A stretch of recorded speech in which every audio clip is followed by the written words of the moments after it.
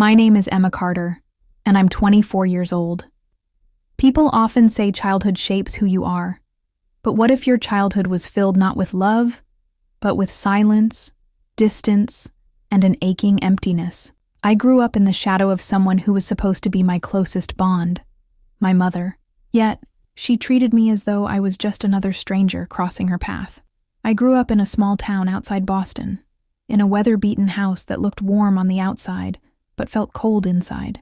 My earliest memories are not of bedtime stories or goodnight kisses, but of long, quiet dinners where the only sound was the clinking of forks. My mother, Laura Carter, was always there physically, yet emotionally. She was galaxies away. I remember being 6 years old, sitting on the living room floor with crayons scattered around me. I had drawn a picture of a house with 2 stick figures, me and her, holding hands under the sun. I ran to her proudly, tugging on her sleeve while she folded laundry. She glanced at the paper, gave a faint smile, and muttered, "That's nice, Emma," before walking away. That was the story of my childhood, me constantly reaching out, her constantly slipping further away. At school, I watched other kids run into their mother's arms, whisper secrets, and giggle together. I envied them deeply. I wondered if I was invisible to mine, or if there was something wrong with me that made her unable or unwilling to love me. As I grew older, my mother became more like a roommate than a parent. She provided food, paid bills, and made sure I was clothed. But affection was something she never gave. She never asked about my day, never hugged me on birthdays, never came to school plays or award ceremonies. The strangest part was, she never explained why. She wasn't cruel. She wasn't violent. She was simply distant, as though she had built a wall between us. By the time I turned 16, I stopped trying. I stopped showing her my grades. I stopped waiting for her to come to my soccer games. And I stopped craving the hugs that never came. My heart hardened in ways I didn't fully understand, and a quiet anger took root inside me. The truth is, I raised myself. I learned to cook from YouTube videos. I worked part-time jobs to save money for college. And I leaned on friends' families for warmth that my own mother wouldn't give. I promised myself that one day I would leave that house and never look back. But life doesn't always let you leave the past behind. Years later, after I graduated and moved to New York City to work as a graphic designer, I got a call that changed everything. My aunt phoned to tell me my mother had fallen ill, seriously ill. She was living alone, fragile and weak, and she needed someone to care for her. At first, my reaction was numbness. Part of me thought, why should I? She never cared for me. But another part whispered that maybe, just maybe, this was my chance to confront her. To finally ask the questions that haunted me my entire life. And so, after years apart, I packed a small bag and boarded a train back to Boston. As the landscape blurred past the window, my heart pounded with a mix of fear, anger, and a faint hope I couldn't quite kill. When I arrived at the old house, nothing had changed.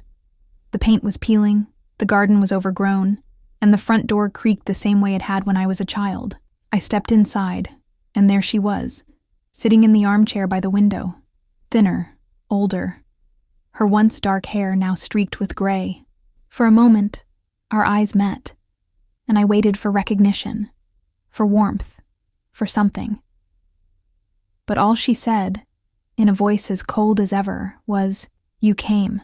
And in that instant I realized she was still the same woman who had always treated me like a stranger. The silence in the room was heavy, pressing down on me like a weight I'd carried my whole life. "You came." Those were the first words my mother spoke to me after nearly 6 years of distance. Not "I missed you," not "I'm glad you're here." Just 2 words that made me feel like an unexpected guest, not a daughter. I stood there, clutching my bag, unsure if I should sit or leave. Finally, I lowered myself into the chair across from her. "Why did you call me?" I asked, my voice sharper than I intended. She shrugged slightly, her eyes distant. "Your aunt thought you should know. I'm not well." I waited for more, for a crack in her tone, a glimmer of vulnerability, but nothing came. She looked at me as if I were a neighbor checking in out of obligation.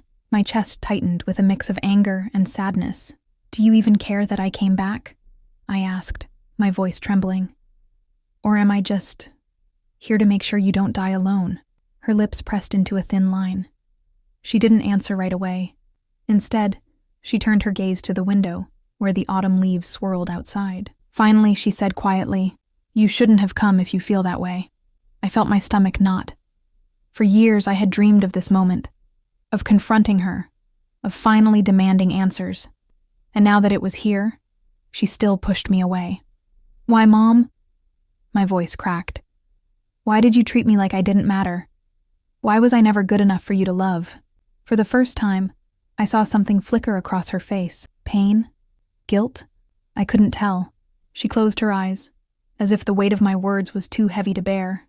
"I wasn't ready to be a mother," she whispered. "Not to you. Not to anyone." Her words sliced through me like glass. I wanted to scream, to shake her, to demand she explain what that even meant. But before I could speak, she continued, "When I found out I was pregnant with you, your father was already gone. He left before you were born. I was 20, alone, and terrified. I tried, Emma. I really did. But every time I looked at you, all I saw was him. The man who abandoned me." I sat frozen, her confession sinking into me like poison. "So it wasn't me?" I whispered, my voice shaking. "It was never me. You couldn't love me because I reminded you of him?" Tears welled in her eyes. "But she didn't reach for me. She never did. I didn't know how," she said softly. "I thought giving you a roof, food, clothes, that was enough. I didn't know how to give more than that." I buried my face in my hands, tears spilling hot and fast. I had spent years believing I was unworthy of love, that something was wrong with me. And now, I realized my mother's neglect wasn't about me at all. It was about her brokenness, but the anger inside me didn't vanish. If anything, it burned hotter. "You could have tried," I snapped through my tears. "You could have hugged me once. You could have said you were proud of me. Do you know how it feels to grow up in the same house as your mother but feel completely invisible?" Her shoulders shook, and for the first time, I saw her cry. Not loudly, not dramatically, but quiet tears slipping down her cheeks. "I know I failed you," she whispered. "I failed in ways I can't fix." I stared at her, my emotions torn between fury and pity.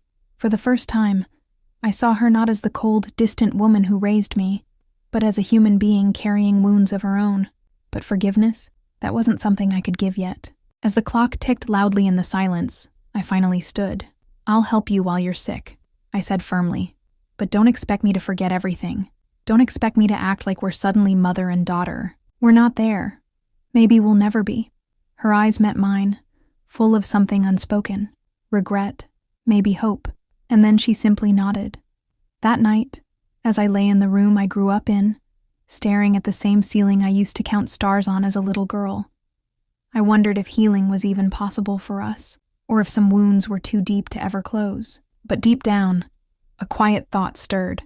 Maybe, just maybe, this was the beginning of answers I had waited my whole life to hear. The days that followed were strange. I stayed in that house, the same one where I had grown up invisible. Every corner carried echoes of my childhood. My room where I cried myself to sleep, the kitchen where she cooked in silence, the front porch where I used to wait for a mother who never came looking for me. Now, years later, I was caring for the very woman who had left me starving for love. Every morning, I brought her tea. Sometimes we sat together in silence. Other times she tried to talk, but her words often stumbled and died before they reached me. I could sense her wanting to bridge the gap. Yet decades of distance stretched too wide between us. One evening, as I folded laundry, she spoke softly from her chair. "Emma, I want to tell you something I've never said before." I hesitated, bracing myself. "What is it?" Her hands trembled as she clasped them together. "I didn't just push you away because you reminded me of your father. I pushed you away because I didn't believe I deserved you." I froze, staring at her. She looked smaller than I remembered, her shoulders hunched, her voice fragile. "When he left, I felt worthless, broken. I thought I'd ruin you if I got too close, so I kept my distance, thinking it would protect you." Tears blurred my vision. I wanted to scream.